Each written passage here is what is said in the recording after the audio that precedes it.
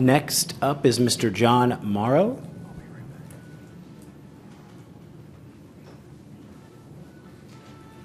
Welcome, sir. The floor is yours. Thank you, Chairman Vitale, Vice Chair Kick, and Ranking Member Denson, which I don't see here, and the rest of the Energy and Natural Resource Committee. I'd like to thank you for this opportunity to testify. I'm the guy that gave you 14 pages to look at, and I'm not going to read that all here. I'll just reference most of it. So, in an effort of full disclosure, I do work for the E-Generation Foundation that is mentioned in House Bill 104 and may stand to financially benefit from the passage of House Bill 104. Though I'm here today testifying on behalf of the E-Generation Economic Development Corporation, which is a sister organization to the E-Generation Foundation. I wanted to just comment in a question and answer type format. I've talked with quite a few legislators and with a lot of people from the public, and these are the questions and how I answer them. And I think that this will help facilitate better discussion this way. So the first question I get, as this is a nuclear bill and it's being proposed so soon after House Bill 6, a natural suspicion is, do I work for First Energy or do I work for the nuclear energy industry? No, I do not work for First Energy or any of its subsidiaries, and I do not work in the nuclear industry. My advocacy is born out of my personal experience as a two-time cancer survivor, the death of my fiancée from brain cancer, and my desire to somehow help in curing cancer. Next question I always get is, well, what's your background? What makes you qualified to be able to speak to this? I've worked many jobs as a political and policy consultant, but first and foremost, I am an economist with a Master's of Science degree in economics. I have been a consultant and advisor to many military contractors and energy companies in the oil and gas industry.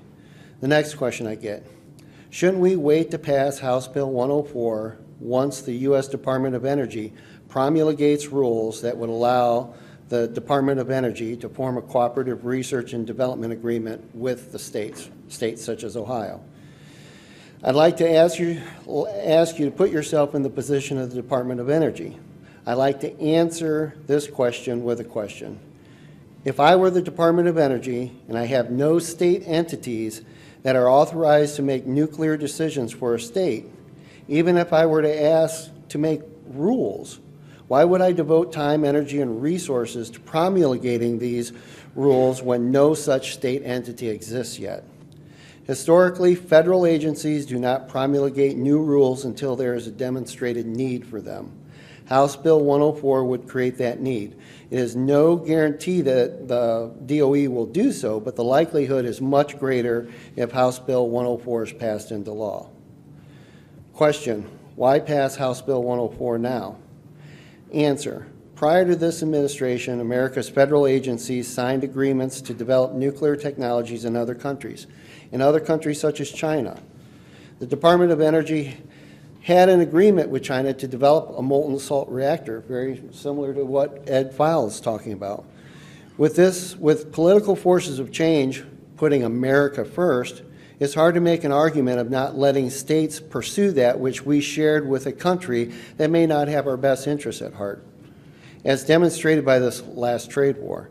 Both sides of the aisle in the Ohio House and Senate tend to agree on putting Ohio first. The next presidential administration may oppose the establishment of what House Bill 104 would help accomplish. That's why it's important to do this now. Question, what about the deferred and accruing technology investment tax credit in House Bill 104? Won't that expose the state of Ohio to an unusual and high-profile risk? My answer, this is a lengthy answer, one that's more detailed in my written testimony, but no, Ohio is not exposed to any greater risk than the historical investments it had made in wind and solar through things like the Third Frontier programs and the former technology investment tax credit.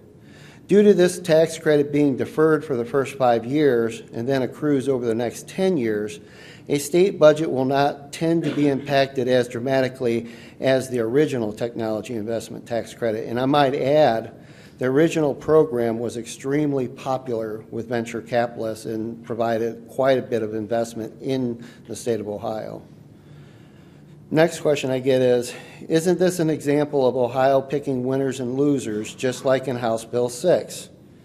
I always answer this because I was very much a proponent of House Bill 6. I answer this question in greater detail in my written testimony, but the short answer is an emphatic no. And I further argue that Ohio did not pick winners and losers in support of nuclear and or coal-fired power plants in the case of House Bill 6. Markets ebb and flow naturally. They evolve from the micro to the macro. Many people only perceive markets in the micro sense, even though macro markets have been with us long as there has been civilized society. Extremely large and complex projects that require a high level of coordination and cooperation normally evolve from the micro to the macro level, naturally and beneficially. In the days of old, shipping ports were normally developed by cities, states, and nations, not by companies, at the macro level. No single entity could acquire the land needed, finance the endeavor, and then provide a legal tax to pay for everything over a long period of time. Roads. People had cars, but they wanted much better roads to get from point A to point B more quickly. Pennsylvania stepped up to the plate and made the first turnpike. That was used as a model for Eisenhower's interstate highway system. No single entity could have afforded to develop this infrastructure and coordinated the acquisition of land. The same is with our electrical grid. Our grid values generation above all. It does not value predictability, frequency control, spinning reserves, reactive power, security, distribution, and as I argue in my written testimony, the way the market is set up does not value the low cost of providing all of these metrics. The grid is complex and is much more than just producing and delivering electrons. Yet that is what the market is largely based on. That is the market that PJM unnaturally created. The government created our current electrical market, not the free market. The free market is not at play in Ohio's deregulated markets. This is easy to determine, as in the public and industry values many more metrics that are not valued in the marketplace. When we look at Tesla and Edison duking it out at the micro level and the problems they had with delivering energy, the market naturally evolved to a macro level to provide what we the people wanted, reliable and resilient electricity delivery. Prior to states building out their energy grids, electricity was unreliable and suffered many problems with frequency control, reactive power, and under and over power situations. This is not to say that the free market is broke, and this is not to say that the government can do everything better. On the contrary, when the government seeks to intervene in the market, they should ask, can the free market do it better? Why isn't the free market doing now? Is it the will of the people and the industry for the government to interject? Is it too large, complex, and needs too much capital or requires a great amount of uniform coordination and cooperation? Nuclear technology development is ripe to move down the ladder from the federal level to the state level. As an industry that has been rigorously regulated, possibly more than any other industry, the federal government has affected nuclear development market negatively. We can counter some of this negativity by encouraging the development of this technology at a state level. The negative effects of House Bill 4 to the free market are minimal and negligible. Question, will the safety of Ohioans be compromised by House Bill 104? Will we build less safe reactors? No. All the rules pertaining to safety before and after House Bill 104's passage, we hope, remain the same. What changes is public input and litigation exposure. Reduced public input and litigation accelerates development and reduces costs. House Bill 104 allows Ohio to follow its own development pathways, but still would have to work underneath the rules of the DOE, and the DOE works closely with the NRC to develop protocols to keep Ohioans safe. Question, what about the use of eminent domain in House Bill 104? Answer, no, the authority or the consortium is not going to put a large-scale nuclear reactor in downtown Columbus. The authority that the DOE allows the consortium to work under is for development only. The cost of siting nuclear reactors at other sites within Ohio that don't already license nuclear activity would be very cost prohibitive. It is very likely that if eminent domain is ever used, or if it would be used in one of the 8 sites listed in my written testimony. If the state of Ohio wanted to produce a demonstration reactor with commercial applications, that would be run through the Department of Energy, just as was the case with the Piqua, Ohio reactor. If the consortium wanted to build a commercial reactor, that would have to go through the normal NRC process with exposure to litigation and public input. This covers most of my written testimony and covers the most asked questions that I get.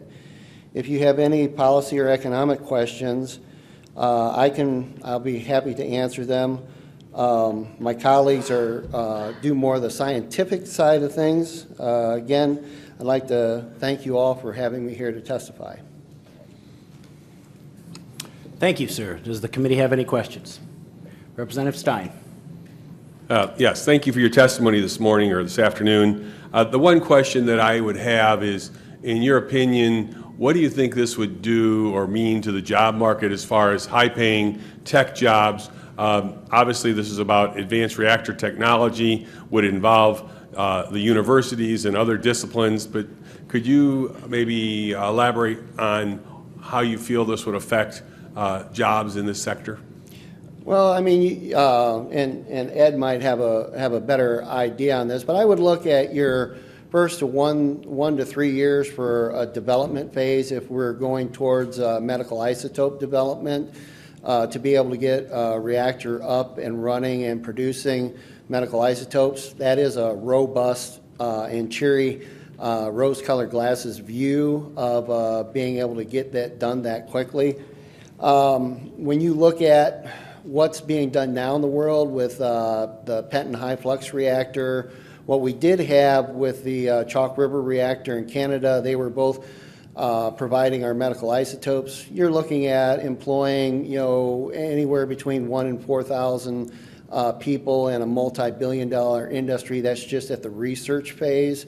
At the point that you're building a facility to make modular reactors to ship overseas, you're looking at a plant roughly the size of Lordstown facility at full employment to be able to do these with very high wages at that point. So, and then you're going to have a lot of sub-assemblies being made at machine shops, fabrication shops throughout Ohio. You'll have places like Battelle, Edison Welding Institute. You'll have places like Ohio State University help to do the research and testing on that. So it would be quite a huge economic impact to the state of Ohio.